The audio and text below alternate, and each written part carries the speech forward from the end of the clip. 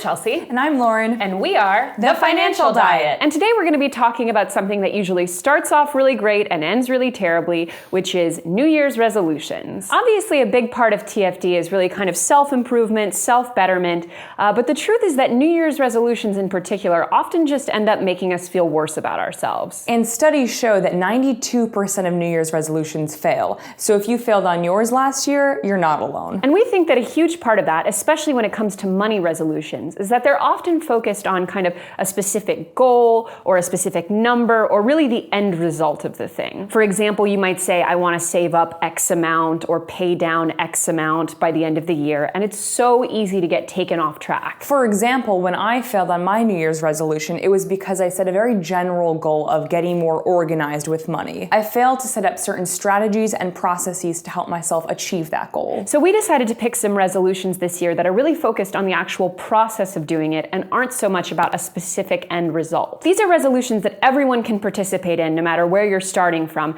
and are much more about the day-to-day improvement rather than some specific end goal. So let's get right into the 5 New Year's money resolutions you'll actually be able to keep. Number 1 is to download an automated transfer app. Apps like Digit, Dobot, and Acorns are awesome because basically they take your money from one place to another without you realizing it and help you do things like save, invest, or even pay down debt. We've talked before about all the awesome money apps you have out there to help you, but there are few that have as direct an impact on your day-to-day finances as ones that actually automate the process of doing the right thing with your money. And the apps we're including in the description are great because they assess your spending behind the scenes to make sure that they're not transferring in a way that's going to throw you off. One of the hardest parts about getting good with money is doing the actual work of manually transferring your money where it needs to go. Sometimes it's way better to just offload those decisions to a computer. Number 2 is to be honest with yourself and create a list of important terms in areas like money, career, and health that you don't know the meaning to. Look them up and actually write down the meanings to them by hand so you can start to memorize. Some good terms to start with include Obamacare, deductible,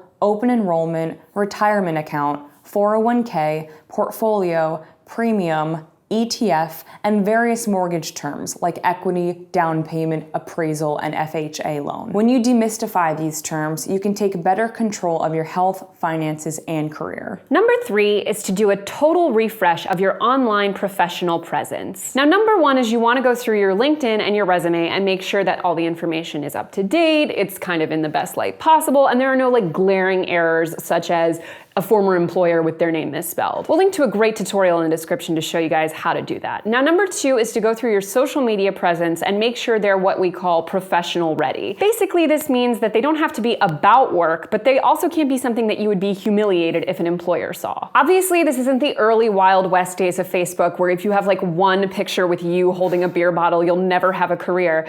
But you also shouldn't have like your Twitter profile picture be like you at a bachelorette party with like a crown made of penises. And if you do want to have a meme-filled, work-inappropriate social media presence, make 2 profiles. Lastly, take about $10 to $20 and register a domain name that's like some variation of your name, where you'll put things like a resume, a brief bio, some contact information, a portfolio if it applies, etc., etc. Not only is setting up a site like this great for your professional SEO, it's also awesome for employers who are trying to look for information for you all in one convenient place, as well as for potential side hustles who are trying to find you in a very passive way. Besides, having your own little professional website costs like $15 and makes you look hella professional. Number 4 is to figure out what your credit score is and know the exact strategies that you can use to raise it. Credit Karma is the perfect site for this because not only does it use a soft check to break down your credit score and history, it also gives you specific ways you can build your credit based on your history and your habits. The top 3 strategies to raise your credit score are keeping your credit utilization down below 30%,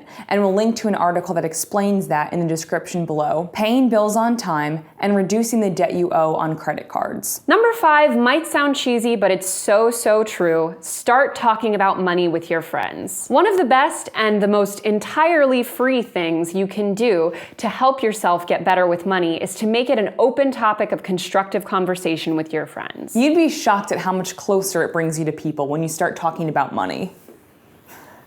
Some things you should definitely start talking about this year are salaries and negotiation, rent and how you found your places, how you handle money in relationships, and general day-to-day spending. Not only does money talk between friends make you more informed and confident, it also helps you save money because A, you can swap awesome strategies, and B, you can be honest when you can't afford shit. Once money is an open and fluid topic between friends, it's no longer weird to be like, could we not go to a restaurant for the third time this week? Can we just sit home and eat microwave popcorn and watch television because I am broke? So all in all, it's really important that you focus on the process and not just the end goal. This will help propel you into the elite 8% of people who actually keep their New Year's resolutions. And as always, thank you for watching, and don't forget to hit the subscribe button and to go to thefinancialdiet.com for more. Bye!